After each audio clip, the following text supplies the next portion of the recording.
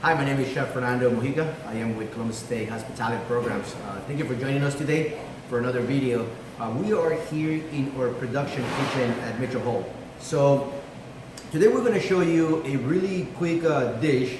We're going to make a sandwich. However, we're going to try to think about ways in which we can incorporate just a little bit more flavor. Just think of items in just a slightly different manner, and trying to incorporate technique into that. So something like a simple fried pork sandwich, which is what we're doing today, could be elevated just a little more. So the ingredients that we're going to need for these is going to be boneless pork chops. We thin this out, we pound this out to about 1/8 of an inch thick. We have a standard breading procedure. Now, what that is seasoned flour. In one of the other videos, we talk about why we season the flour. We have eggs whole eggs with just a little bit of milk in here, and then we just whip those until they were smooth. And then we have Japanese style breadcrumbs. Certainly you can use Italian style breadcrumbs that are a little finer. I particularly prefer the texture of the Japanese style ones. So we use those, but certainly you can use any other type. We also had, obviously we need some bread for the sandwich, so we do some pretzel rolls. Again, certainly you can use any other type of bread here that you prefer, but we just like the components and the flavor profile of these, along with the pork and apples that we're going to use and so on. So you can certainly use another one. We have some pickled shallots here for a sandwich. In one of our other videos, we talked about how to do a simple pickling of vegetables. So if you want to refer to that video as well, you'll find out we did this ahead of time. We have a little bit of apples. I prefer honey crisp. I find that the sweetness of it, they're just sweet enough and just starting off, but it has a nice little bite to it. So that will be our crunchy component for our salad, our sandwich. We have avocado here. We have julienne or chiffonade leaf lettuce. Certainly you can use an iceberg lettuce, you can use a romaine lettuce. I find leaf lettuce to have just a little bit more flavor than the other ones, so I prefer to use that, but again, you can certainly use the other ones. And then we're gonna tie all that together by also doing a Chipotle mayonnaise. For the mayonnaise, we're gonna need a couple of egg yolks. You need a couple of teaspoons or so of dry mustard, a little bit of salt, a little bit of pepper, a couple of teaspoons of lemon juice. We have about 2 cups of oil here, and then this is extra virgin olive oil. You want to use that for that, and then we have a little bit of pureed chipotle peppers here, just a teaspoon or so. The reason that I use olive oil is just a little better flavor. Your mayonnaise is going to be a lot darker than you normally will see in a commercial mayonnaise because of using the tint of the oil, but again, just another way to add more flavor into your final product. So we'll walk you through how to do all of this, and it'll be pretty simple, hopefully, for you. We're going to start by showing you how to cook the pork. It's not going to take very long, but we're going to start with this, and then as we do that, we'll show you the mayonnaise and so on. And the idea is that by the time this is done, you'll have be able to enjoy the rest of the components. So what we're going to do for the standard breading procedure, we're going to take our seasoned pork, we're going to drench it in flour here, and you want it to be covered, but you want to shake off the excess of it, and then it goes into the egg. And now I notice that I use one hand for my dry ingredients, one hand for my wet ingredients, and that will make me work a little cleaner. It will prevent me from having real cakey hands and so on. So, and it will keep my ingredients clean as well. So again, shake off the excess, back into the breadcrumbs, cover them all the way. Right, so that's your standard breading procedure. So we've breaded the pork here. Now, one thing I wanted to mention before we move on is that this same technique and this same sandwich you can do with something like a chicken. If you don't like pork or you don't want to eat pork, you can use a chicken. Same concept. You can use a veal. So it will be the same technique, same concept. We're gonna pan fry these. So we have oil here. a little bit more than the pan frying is frying in the pan. So we have, you want to have enough oil in here that it will cover at least halfway up on whatever you're frying. So nice and hot here, and we're going to lower our heat. We're going to go ahead and put the pork here, and as you can see, it's more of a more oil than you would use to saute with, for example, right? The saute is very little oil, whereas pan frying is a lot more oil. So we're going to let this cook. This will take about, at a low heat, this will take about 5 minutes or so on each side. You want them to be fully cooked, right? But you want them to be nice and golden brown. And as you can see, this won't take long because they're so thin. But once you get your low heat, once you get about 5 minutes into it, and you make sure that your bread isn't burning, you can go ahead and flip them. If your oil is too hot and the bread's starting to burn on you, one thing you can do is you can flip them right away, and you can finish this in the oven, and that will in the oven, and that will prevent it from burning so much. Again, 5 minutes on each side or so, and then while this gets going, we'll go ahead and start our mayonnaise. We're gonna make our mayonnaise while the pork is cooking, right? So again, we have the egg yolks here. Now, one thing I want to point out, and it's worth mentioning, is that this recipe is gonna make about a pint of mayonnaise, just because of it's easier to work with this amount than work with the smaller amounts.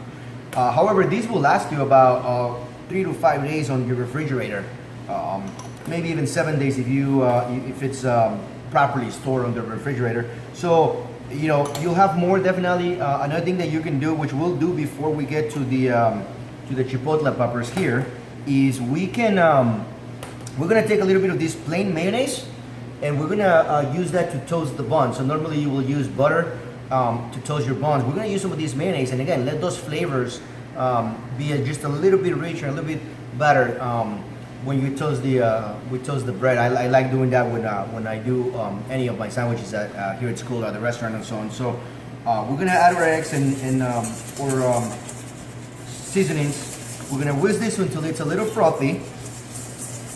And then we're gonna make an emulsion, which we've done before. We talked about this before, but you want to add a little bit of oil here, a couple of drops at a time, and then continue whisking, let it absorb.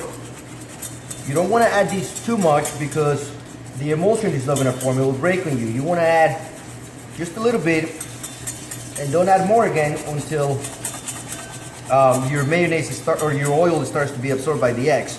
A rule of thumb is that 1 egg is going to absorb anywhere from 5 to 8 ounces of oil.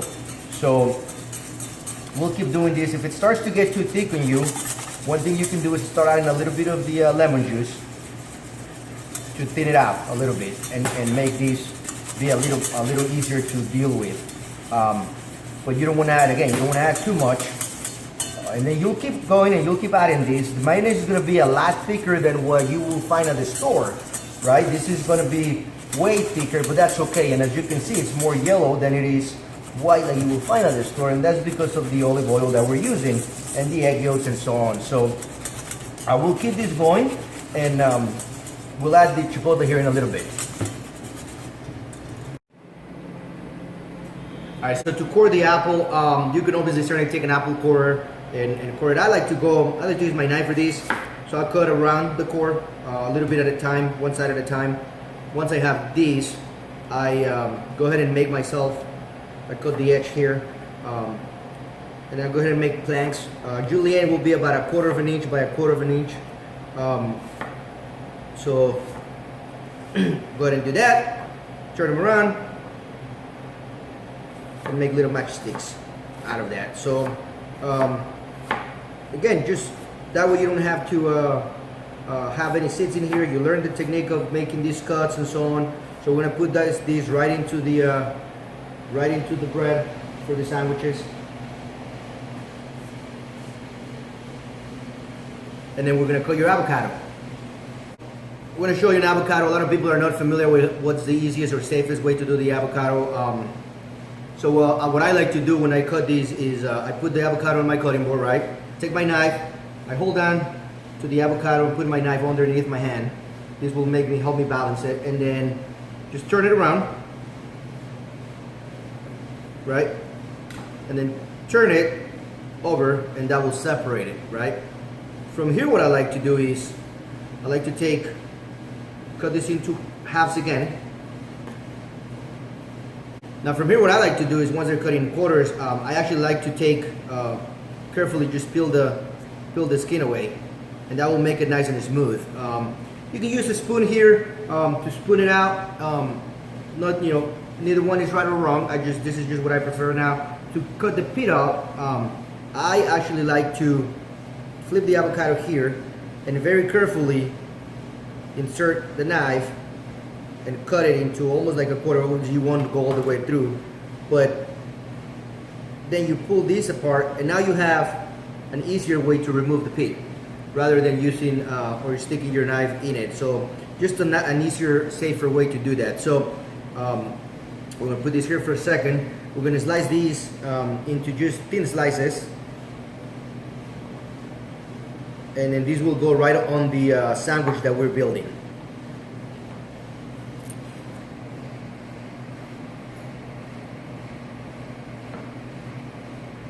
The sandwich is built. Again, hopefully you learn a couple of techniques here. The making of the mayonnaise, obviously the pan frying of the pork, and so on. And then again, just a simple sandwich that you can take a different route and think of flavor combinations, right? We know that pork and apple work really well together.